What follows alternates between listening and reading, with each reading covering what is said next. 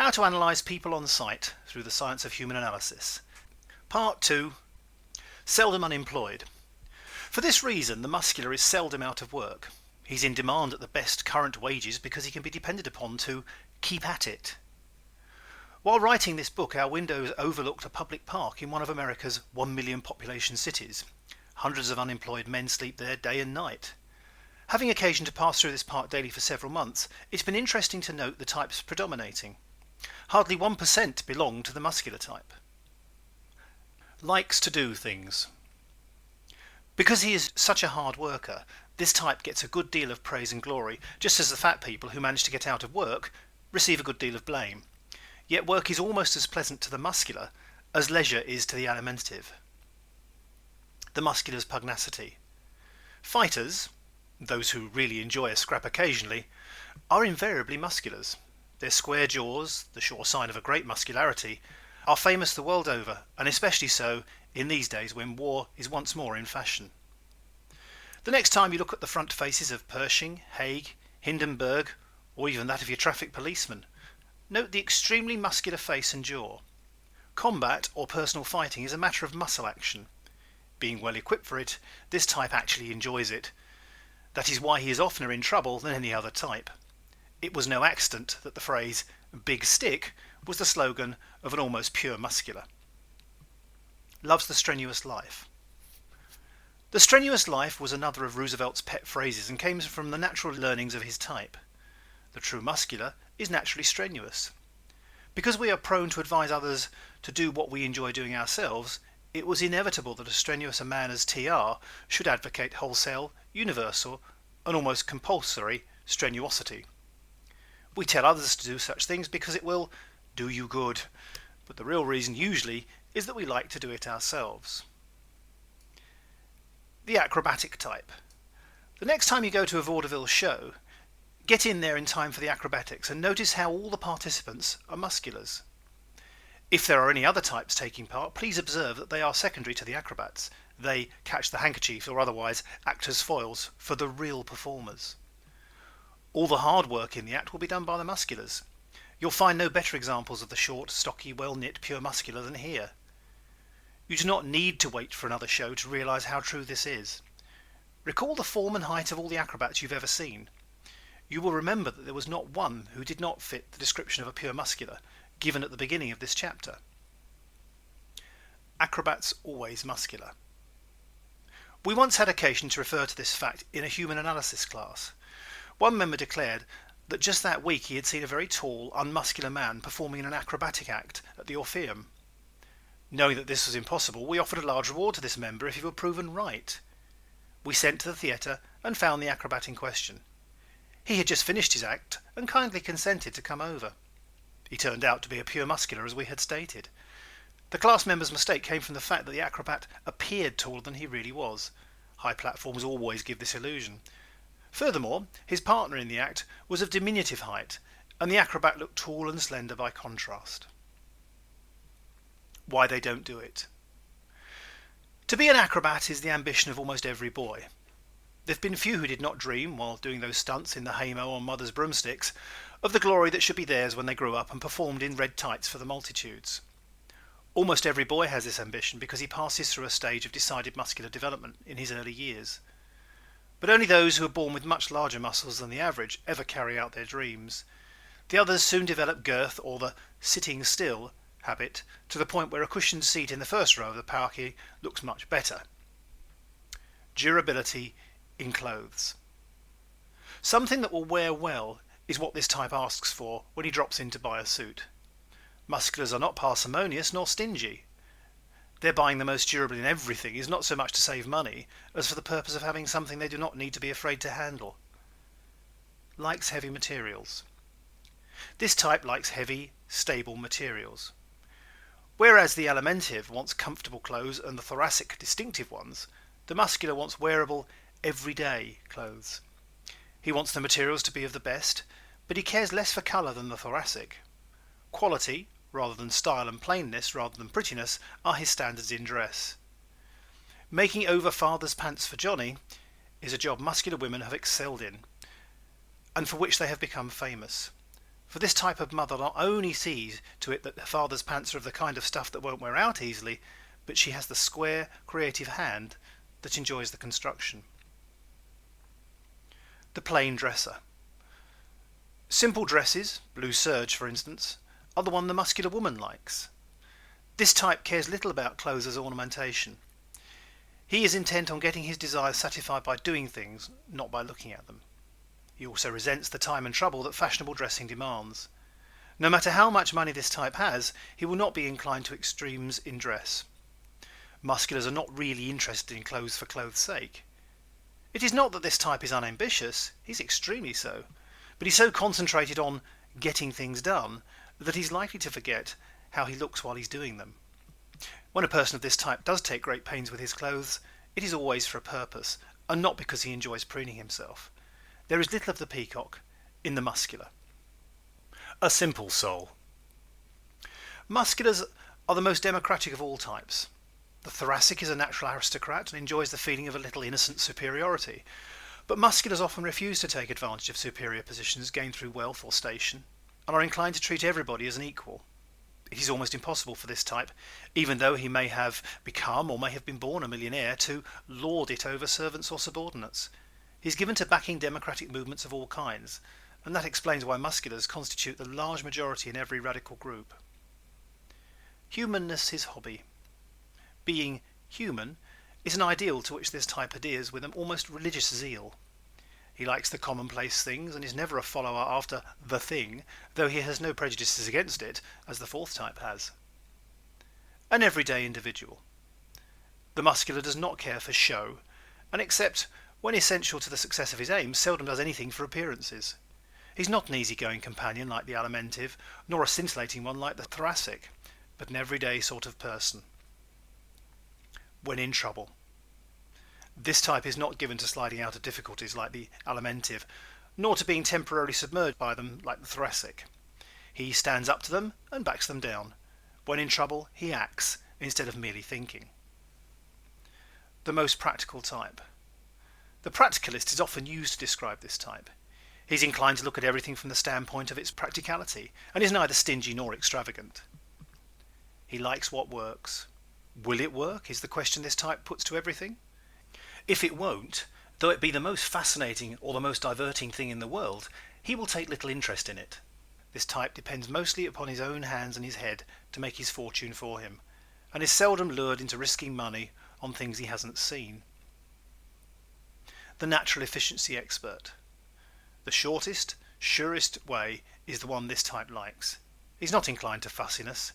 He insists on things being done in the most efficient way, and he usually does them that way himself. He's not an easy man to work for, but quick to reward merit. The muscular does not necessarily demand money nor the things that money buys, but he tries to get the workable out of life. The property owner. This type likes to have a fair bank account and to give his children a worthwhile training. He's less inclined to bedeck them with frills, but he will plan years ahead for their education. These are not rigid parents like the fourth type, or lenient like the alimentives, nor temperamental with their children like the thoracics, but practical and very efficient in their parenthood. They're fond of their children, but they don't spoil them as often as some of the other types do. They bring up their children to work and teach them early in life how to do things. As a result, the children of this type become useful at an early age and usually know how to earn a living if necessary. Wants the necessities. The necessities of life are things this type demands and gets. Whereas the alimentive demands the comforts and the thoracic the unusual, the muscular demands essentials. He's willing to work for them, so he usually succeeds. He's not given to rating frills and fripperies as necessities, but demands the things everyday men or women need for everyday existence. Naturally, he goes after them with the same force he displayed in everything else. His heart and soul in things. When someone shows great intensity of action directed towards a definitive end, we often say, he puts his heart and soul into it. This phrase is apropos of almost everything the muscular does. He makes no half-hearted attempts. An enthusiast. Enthusiasm does all things, said Emerson, and therein explain why this type accomplishes so much. The reason back of the muscular's enthusiasm is interesting. All emotions powerfully affect muscles. A sad thought flits through your mind and instantly the muscles of your face droop and the corners of your mouth go down. Hundreds of similar illustrations with which you are already familiar serve to prove how close is the connection between emotions and muscles. The heart itself is nothing more nor less than a large, tough, leather-like muscle. Possessing the best equipment for expressing emotion, the muscular is constantly and automatically using it. Therefore, he becomes an enthusiast over many things during the course of his lifetime. This enthusiasm literally burns his way to the things he wants. The plain talker. When deeply moved, this type talks well. If the mental element is also strong, he can become a good public speaker, for he will then have all the qualifications: a powerful voice, human sympathy, democracy, and simplicity. In private conversation, he's inclined to use the verbal hammers too much and to be too drastic in his statements, accusations, etc. But he means what he tells you, no more and usually not much less. He avoids long words and complicated phrases, even when well educated, and speaks them with directness and decisiveness. Straightforward. Straight from the shoulder might be used to describe the method of the pure muscular in what he does and says. He does not deal in furbelows, dislikes the superfluous and the superficial. He goes through life over the shortest roads. Likes the common people. Plain folks like himself are the kind this type prefers for friends. He enjoys them immensely, but does not cultivate as large number of them as does the thoracic, nor have as many bowing acquaintances as the alimentive. Snubs the snobs. The snob is disliked by everyone, but is the especial version of this type. Being so democratic himself and living his life among such commonplace lines, he has no patience with people who imagine they are better than others or carry the air of superiority. The only person, therefore, whom the muscular is inclined to snub is the snob. He's not overawed by him and enjoys taking him down a peg whenever he tries his high and mighty airs on him. Defends the underdog. Standing by the underdog is a kind of religion with this type. He glories in fighting for the downtrodden. This explains why he is so often a radical. Much of this vehemence in radicalism is due to the fact that he feels he is getting even with the snobs of the world, the plutocrats, when he furthers the causes of the proletariat. Often the warpath. To have it out with you is the first inclination of when this type becomes angry. He's apt to say atrocious things and to exaggerate his grievances. Everything must yield to his dander once it is up. Being possessed of a highly developed fighting equipment, he's like a battleship, with every gun in place most of the time. He is frequently in violent quarrels with his friends, and since he doesn't recover from his anger quickly like the thoracic, he often loses them for life. The most generous friend. When they like you, the musculars are the most abandoned in their generosity of all the types. They go the limit for you, as the Westerner says, and they go it with their money, time, love, and enthusiasm. All types do this for short periods occasionally, and for a very few choice friends, but the muscular often does it for the people he scarcely knows if they strike his fancy or appeal to him. His heart and his home belong to the stranger almost as completely as to his family, for he doesn't feel a stranger to anyone. He feels from the first moment and acts as though he'd known you always. This accounts for his democracy, for his success as an orator, and sometimes for his being broke. Not a quick forgiver, but disappoint him in anything he considers vital, and he does not overlook it easily. He finds it especially difficult to forgive people who take advantage of the generosity he so lavishly extends. But he doesn't make his hate a lifelong one as the fourth type does. With all his own giving to others, he seldom takes much from others. The naturally independent. Standing on his own legs is a well-known trait of the muscular. Dependence is bred of necessity. This type, being able to get for himself most of the things he wants, rarely finds it necessary to call upon others for assistance. Love of self-government, plus fighting pluck, both of which are inherent in the muscular Irish race, are responsible for their long struggle of independence. Likes plain foods. Meat and potatoes are the favourite diet of the average American muscular. The alimentive wants richness and sweetness in food. The thoracic wants variety and daintiness, but the muscular wants large quantities of plain food. The alimentive specializes in desserts, the thoracic in unusual dishes, but the muscular wants solid fare. He's so fond of meat it's practically impossible for him to confine himself to a vegetable diet. when he is in moderate circumstances. The muscular is often found in moderate circumstances. He's rarely far below or far above them. Many of the plain, simple, everyday things he desires can be secured by people of average means. He does not feel the necessity for becoming a millionaire to obtain comforts like the alimentive, nor for extravagances like the thoracic. When he is rich, philanthropy marks the expenditures of this type whenever he is rich. He doesn't spend as much money for possessions, but enjoys investing in what he deems the real, that is, other human beings. The most plain and durable things in furnishings, architecture, and service characterize the rich of this type in their homes. The world's work done by musculars. Broadly speaking, the fat man manages the world. The florid man entertains the world. And the muscular man does the work of the world. He composes most of the day labourers, the middlemen, the manual and mechanical toilers the world around, as we have stated before. He could get out of hard places into better paid ones if he did not like activity so well, but lacking the love of ease and show he is willing to work hard for the necessities of life. Simple habits. The muscular's nature does not demand the exciting, the gregarious, or the food and drink things that lead towards laxity. He is seldom a dissipator. He likes to go to bed early, work hard, and make practical progress in his life. He leads the simple and yet the most strenuous existence of any type. Entertainment he enjoys. Plays about plain people, their everyday experiences, hopes and fears are the kind that interest this type most. The problem play of a decade ago was a prime favourite with him. He likes everything dealing with his everyday commonplace affairs for which he is most familiar.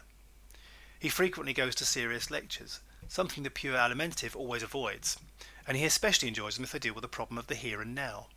He cares little for comic opera, vaudeville or reviews because he feels they serve no practical purpose and get him nowhere.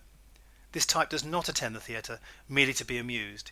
He goes for light on his everyday experiences and usually considers time wasted that is spent solely on entertainment. Music he likes. Band music, stirring tunes, and all music with go to it appeals to this type. Reading. True stories, news and the sports page are the favourite newspaper reading of the muscular.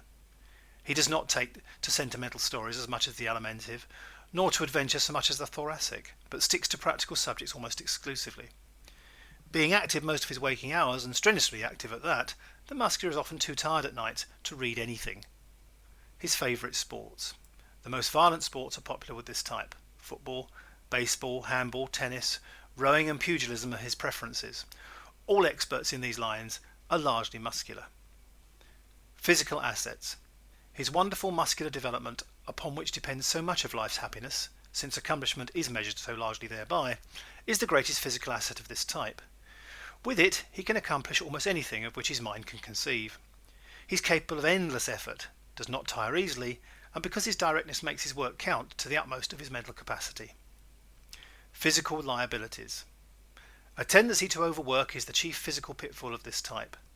The disease to which he is most susceptible is rheumatism, but owing to his love of activity he exercises more than any other type and thus forestalls many diseases. Social assets. His generosity is the strongest social asset of the muscular. He is usually straightforward and sincere and thereby gains the confidence of those who meet him. Social liabilities. His loud voice and plain ways are the disadvantages under which this type labours in social intercourse. He needs polishing and is not inclined to take it. His pugnacity is also a severe drawback. Emotional assets. Understanding, enthusiasm and warmth of heart are the emotional qualities which help make him the public leader he so often is. These have made him the born orator, the radical and the reformer of all ages. Emotional liabilities. His tendency to anger and combat the shackles that seriously handicap him. Many times these lose him the big opportunities which his splendid traits might obtain for him. Business assets. Efficiency and willingness to work hard and long are the greatest business assets of this type. Business liabilities. Pugnacity over trifles costs the average muscular many business chances. He has to fight out every issue, and while he's doing it, the other fellow closes the deal. He's inclined to argue at great length. This helps him as a lawyer or speaker, but it hurts him in business. Curbing his combativeness in business should be one of his chief aims. Domestic strength. Practical protection for the future is the greatest gift of the average muscular to his family. He's not as lenient with his children as the alimentive, nor as effusive as the thoracic, but he usually lays something by for their future. Domestic weakness. Cruel, angry words do the Muscular much harm in his family life. They cause his nearest and dearest to hold against him the resentments that follow. Should aim at. Taking more frequent vacations, relaxing each day and curbing his pugnacity should be the special aims of this type. Should avoid. Superficial and quarrelsome people, all situations requiring pretense and everything that confines and restricts his physical activity should be avoided by this type. Strongest points. Democracy, industry, and great physical strength are the strongest points of this type. Weakest points. Inclination to overwork and to fight constitute the Muscular's two weakest links. How to deal with this type socially. Don't put on airs nor expect him to when you are meeting this type socially. Be straightforward and genuine with him if you would win him. How to deal with this type in business. Remember, this type is inclined to be efficient and democratic, and you'd better be the same if you wish to succeed in business with him. He's intensely resentful of the man who tries to put anything over on him and demands efficiency. So when you promise him a thing, see to it that you deliver the goods and for the price stated. He does not mind paying a good price if he knows it in the beginning, but beware of raising it afterwards. The Muscular is serious in business, not a jollier like the Alimentive, nor a thriller like the Thoracic, and he wants you to be the same. Remember, the chief distinguishing marks of the Muscular, in the order of their importance, are large, firm muscles, a square jaw, and square hands. Any person who has these is largely of the Muscular type, no matter what other types may be included in his makeup. End of section 2